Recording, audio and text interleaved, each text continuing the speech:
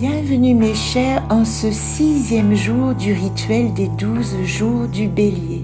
Si vous m'écoutez, c'est que vous avez certainement déjà commencé ce rituel qui nous invite à activer notre énergie, à mettre en verbe d'action nos possibles pour cette nouvelle année astrologique et qui va nous inviter pendant 1 an à nous associer à ces verbes d'action que nous choisirons mois après mois.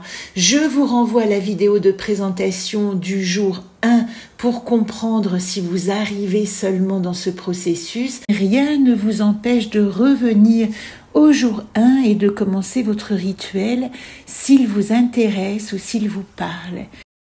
Au milieu de ce chemin qui nous invite à trouver des verbes d'action pour activer notre énergie pendant cette nouvelle année astrologique, nous sommes dans le mois de la Vierge. Donc nous rencontrons des énergies très particulières associées au signe de la Vierge. Au-delà de ces caractéristiques d'analyse, de rigueur, de capacité à gérer le quotidien, notre santé, notre bien-être, la quête cosmique de la Vierge, c'est aussi de renoncer à l'illusion du contrôle. Avec les caractéristiques de ce signe de la Vierge, nous pourrions croire que nous avons la capacité d'orienter le cours des actions ou des pensées de quelqu'un d'autre. Mais la vérité est que nous ne pouvons diriger que les nôtres. Et quelle infinie puissance quand nous prenons conscience de cela. Aujourd'hui, il nous est demandé d'être avant tout fidèles à nous-mêmes et plus encore d'éviter de juger les autres et pendant qu'on y est, accordons-nous, nous dit la Kabbale, la même courtoisie. La question est, comment puis-je comprendre plus et juger moins aujourd'hui ? L'ange qui est associé à ce jour 6 et au mois de la Vierge est l'ange Yelaya. Son nom est composé des 3 lettres hébraïques Yod. Yod, nous en avons déjà parlé hier et même avant-hier. C'est une lettre qui revient évidemment souvent puisque la plus petite lettre de l'alphabet hébraïque, qui ressemble à une virgule, comporte toute la puissance du divin. Yod. La deuxième lettre qui compose ce nom, c'est l'Amed ou l'aiguillon de l'amour, notre capacité à rentrer dans un amour total qui va nous permettre de ne pas céder ni au jugement ni à la critique et être dans une bienveillance absolue. Et la troisième lettre qui compose ce nom, c'est et le souffle, la fenêtre.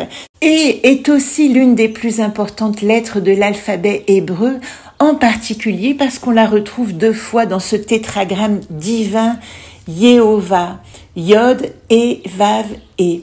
Si dans ce tétragramme Yod et Vav représentent le principe masculin et qui apparaît également 2 fois dans le tétragramme, est intimement lié au principe féminin, au souffle, à la respiration, et nous dit qu'il s'agit de laisser rentrer le principe divin en soi, ce qui nécessite un certain abandon, mais dans le sens de renoncement, de lâcher prise. Ce n'est pas un abandon passif, c'est une capacité à accueillir ce souffle divin qui va nous permettre de laisser passer l'air et la lumière.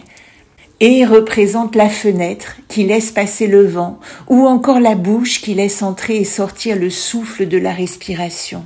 Et la fenêtre, quant à elle, symbolise notre âme qui s'ouvre à cette énergie spirituelle, comme notre bouche et nos poumons s'ouvrent à l'air que nous respirons. Et c'est l'ouverture de la conscience, l'accueil du principe au plus profond de soi, la reconnaissance de ce qu'il y a de plus universel au monde, de mieux partager, l'indicible dans lequel nous baignons tous. Laisser entrer le souffle en soi, nous dit c'est renoncer à son ego, abandonner l'illusion d'être séparé des autres et s'ouvrir à la réalité que tout est interdépendant et connecté. Et tout est unité. Avec le nom de Yelaya, nous rencontrons la dimension du principe masculin Yod, du principe féminin et unis tous deux par la lettre Lamed de l'amour. Voilà pourquoi cet ange Yelaya nous intime d'adoucir le jugement. En ce jour 6 de la Vierge, les conseils de la Kabbale et de cet ange sont « Méfiez-vous de ne pas être extrêmement critique envers les autres et envers vous-même. » Il nous est intimé d'abandonner le désir de contrôler. Être proactif, c'est poser des questions pour chercher à comprendre et non pas à juger. Enfin, réaliser que nous ne sommes pas en contrôle parce qu'il y a une lumière, un souffle divin qui nous guide.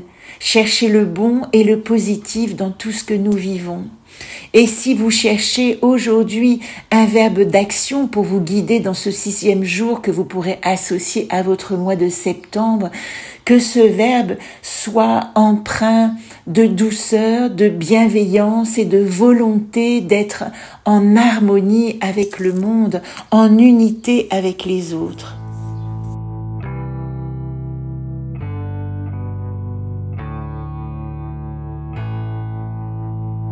Pour terminer ce jour 6, nous sommes accompagnés dans les anacartes par l'archétype de la mission d'âme. Momime, l'archaïque, nous invite à nous relier à ce qu'il y a de plus profond en nous, une petite voix peut-être qui nous guide depuis notre enfant intérieur et nous montre le chemin.